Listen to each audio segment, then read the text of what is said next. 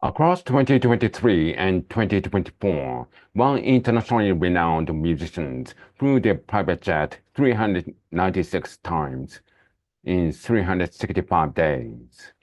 And one of those trips was just 6 minutes long. Figures like this aren't uncommon among the world's richest jet setters. In fact, this frequently flyers probably isn't even the celebrity you're thinking of. So, what's the price tag for this high-flying lifestyle?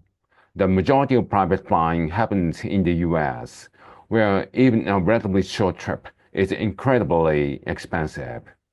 If you want to fly private, you have two options, buying a jet or renting one.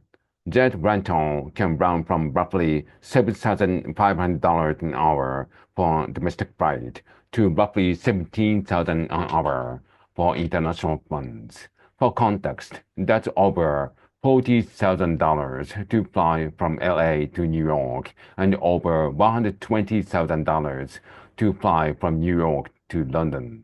That's before paying an additional several $1,000s for the crew, the fuel, landing fees for the airport, and the federal taxis. That said, these rental costs are still much cheaper than actually buying a plane.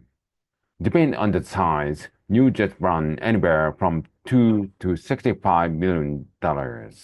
Then, in addition to the usual operational costs for each flight, jet owners still have to pay for hangar to park in, and up to $1 million a year for routine inspections and maintenance. This is already absurdly expensive. But private flying also has a major environmental cost. While both private and commercial planes while both private and commercial planes emit a lot of CO2, commercial planes do so to move a lot of people. For example, in 2022, commercial airplanes emitted roughly 800 megatons of CO2, moving about 853 million passengers. That's a little less than 1 ton of CO2 per person per flight. On average, most people emit 4 tons of CO2 a year, so taking two round-trip flights would double their emissions. This math already isn't great, but private jet would make it so much worse. With only a handful of people on board, private flights emit 10 to 20 times more emissions per passenger on average. And since their passengers tend to be frequent flyers, their individual emissions are astronomical. In 2023 alone, the top 10 US private flyers produced more than combined emissions than 6,500 people. And for the past few years, roughly 1% of flyers have been responsible for almost half of aviation emissions. This discrepancy is huge, and it will likely continue growing as the private aviation industry expands. However, while we probably can't convince celebrities and CEOs to fly commercial, one promising approach for reducing plane emissions is swapping existing jet fuel for sustainable aviation fuels, or SAF. Traditional jet fuel is traditional jet fuel is made from Traditional jet fuel is made from fossil fuels and releases carbon into the atmosphere when burned. SAF, on the other hand, are made from the waste material like used cook oil.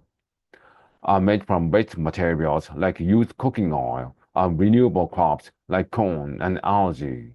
These biomaterials still emit carbon when burned, but growing these crops put enough CO2 out of the atmosphere to offset those emissions by up to 86%.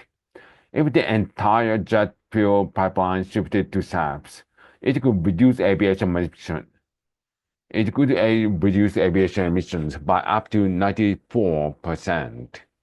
But for this to happen, SAF producers need to overcome two obstacles.